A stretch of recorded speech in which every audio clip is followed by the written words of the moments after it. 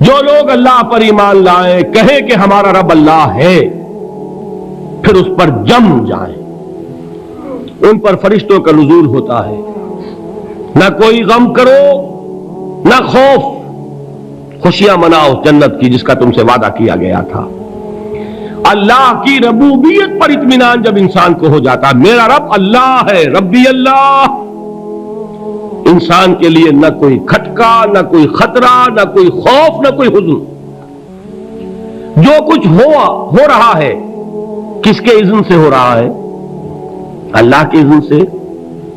اللہ کے اذن کے بغیر پتا تک نہیں ہلتا۔ یہ کوئی اندھا بہرا مادہ نہیں ہے جس سے مجھے کوئی خوف ہو۔ اندھا بھینسا چلا آ رہا ہو اس سے تو ڈرنے کا ہر انسان کو ڈرنا چاہیے، نہ معلوم کس کو ٹکر مار دے، لیکن نہیں، اس کائنات کو چلانے والا ایک سمیع و بصیر خدا ہے، وہ جو میرا دوست ہے، میرا ولی ہے۔ اللہ ولی الذین آمنوا یخرجہم من الظلمات الی النور۔ اللہ اہل ایمان کا ولی ہے، ساتھی ہے، پشت پناہ ہے، مددگار ہے، حمایتی ہے۔ بتائیے جسے یقین ہو جائے کہ اللہ میرا مددگار، اللہ میرا محافظ، اللہ میرا پشت پناہ، اللہ میرا حمایتی، اس کے لیے کوئی خوف ہوگا؟ اس سے کوئی ڈر ہوگا؟ میں مثال دیا کرتا ہوں ایک بہت سادہ، پنجاب کے دیہات کی۔ وہ بڑا چودھری ہے اور کوئی غریب کسان ہے۔ اس غریب کسان کے جانوروں کو ہر وقت اندیشہ ہوگا چوری کا، کوئی میری بھینس کھول کر نہ لے جائے، کوئی میرا بیل کھول کر نہ لے جائے۔ لیکن جس کے بارے میں یہ سب کو معلوم ہو کہ وہ جو بڑا چودھری ہے وہ اس کا دوست ہے، اس کی بچیا کو کوئی خوف ہوگا؟ اس کی بھینس پر کوئی ہاتھ ڈالے گا؟ اسے کوئی اندیشہ ہوگا؟ نہیں۔ کیوں؟ کہ وہ بڑا چودھری، بڑا اس کا یہاں کا سردار، جاگیردار، سب کو معلوم ہے وہ میرا دوست ہے، کوئی میرے خلاف اقدام نہیں کر سکتا۔ اس دنیا میں یہ چھوٹی سی بات اگر آپ کے دلی اطمینان اور سکون کا باعث بن سکتی ہے تو ذرا تصور کیجئے۔ میں لفظ تصور استعمال کروں گا صرف اس لیے کہ اس کا ہم جس کو کہتے ہیں ادراک اور شعور کر نہیں سکتے، اگر کے ساتھ کر سکتے۔ اگر یقین ہو کہ اللہ میرا مددگار اور یقین ہو کہ اللہ ہر آن میرے ساتھ ہے، پھر کوئی خوف، کس کا خوف؟ کوئی شے اللہ سے بالا تر ہے؟ کوئی قوت اس سے زیادہ طاقتور ہے؟ کوئی اس کے ارادے کو بدلنے والا ہے؟ کوئی اس کی مشیت کے آڑے آنے والا ہے؟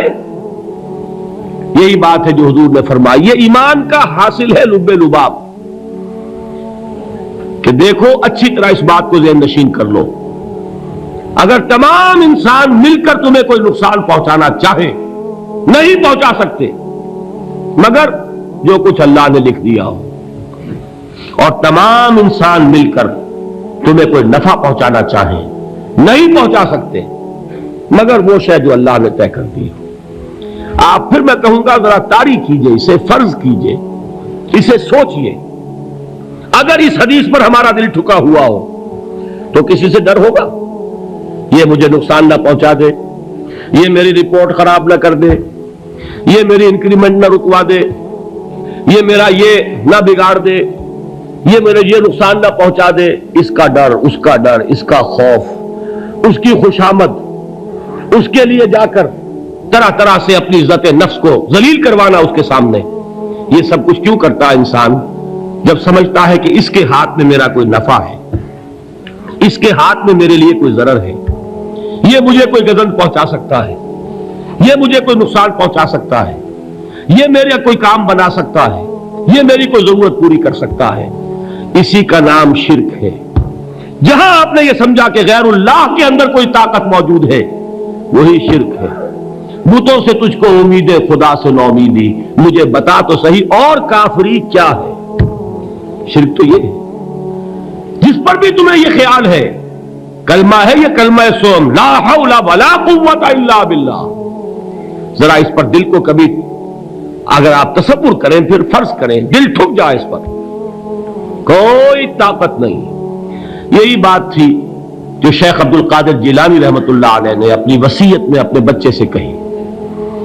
11ویں دینے والے ہیں، لیکن حضرت شیخ عبد القادر جیلانی کی وصیت اور تعلیمات کو کتنے لوگ ہیں جانتے ہو؟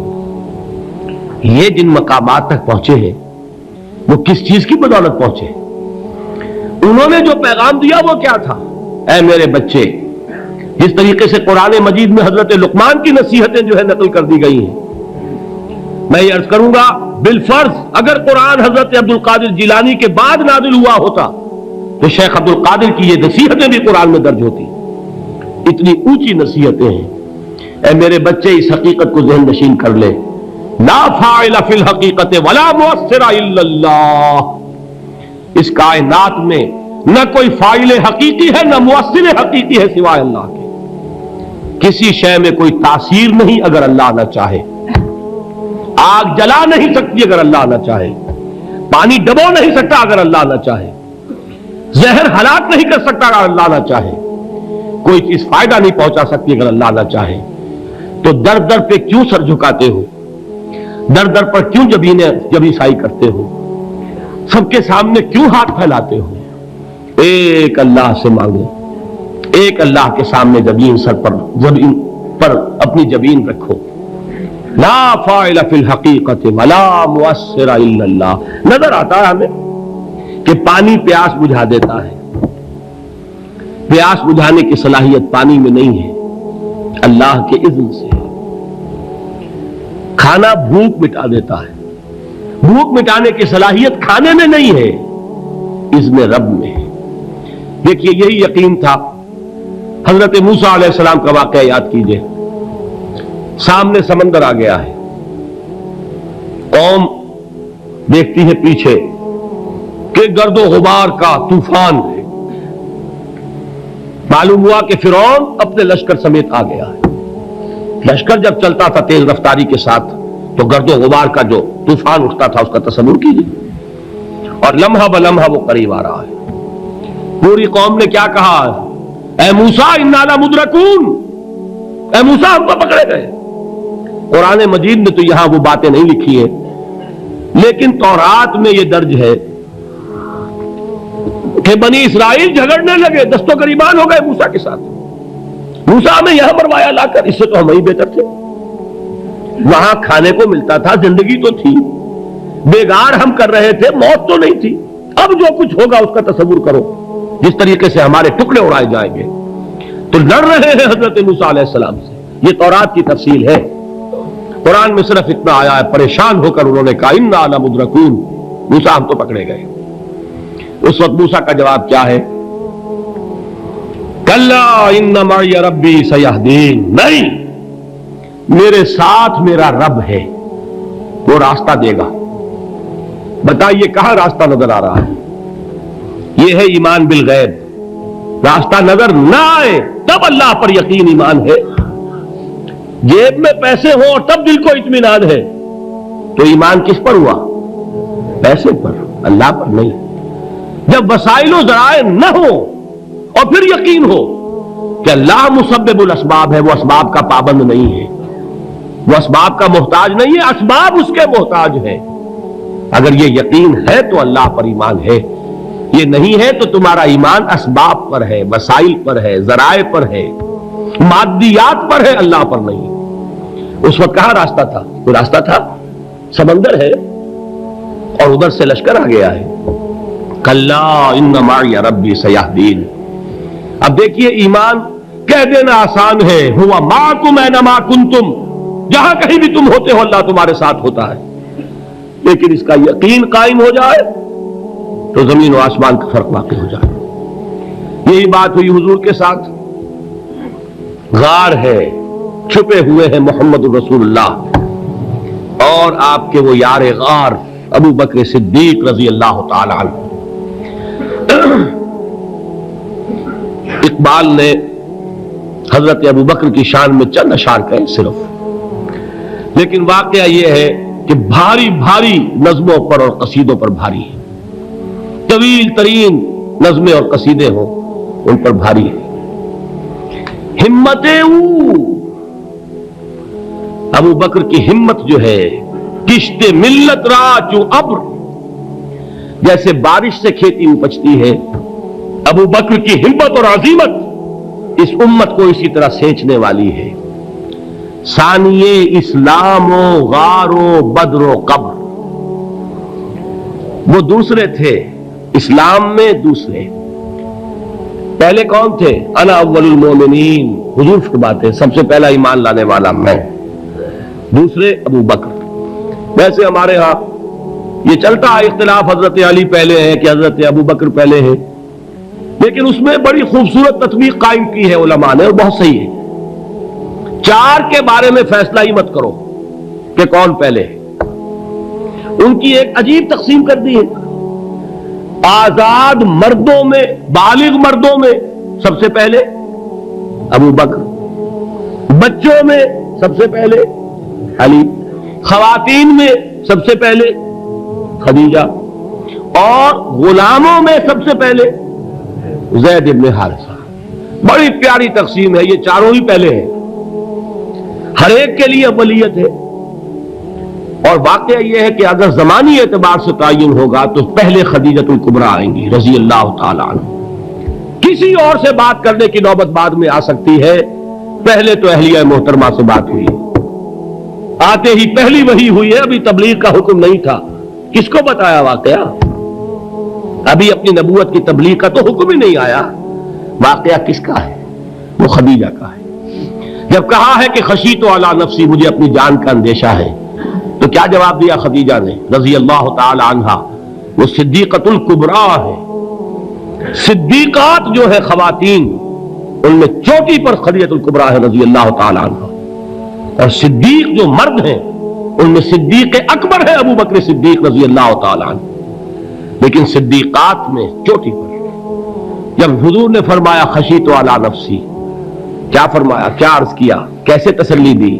نہیں نہیں، اللہ آپ کو ضائع نہیں کرے گا، آپ غریبوں کے ہمدرد ہیں، آپ مساکین کے تکالیف رفع کرنے والے ہیں، آپ بیواؤں کی سرپرستی کرتے ہیں، آپ مسافروں کی خدمت کرتے ہیں، اللہ آپ کو ضائع نہیں کرے گا۔ یہ یقین ہے اس خاتون کے اندر۔ خیر وہ ایک علیحدہ بات ہو جائے گی۔